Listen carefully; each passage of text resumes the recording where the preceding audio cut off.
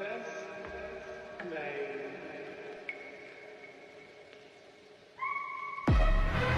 My third point is Islamophobia. There are 1.3 billion Muslims in this world. There are millions of Muslims living in other countries, European countries, in the US as minorities.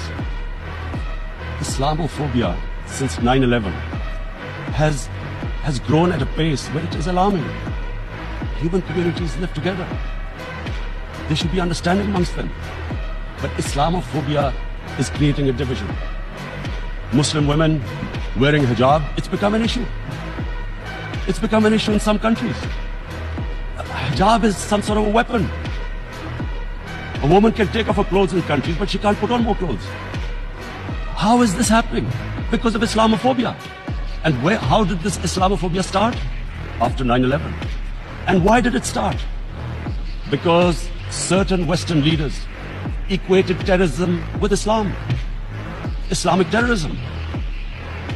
Radical Islam. What is radical Islam? There is only one Islam. And that is the Islam we follow of Prophet Muhammad sallallahu alaihi wasallam. There is no other Islam. Radical Islam, Islamic terrorism, what message did they send to people in the West? And why is there Islamophobia? How is a person in New York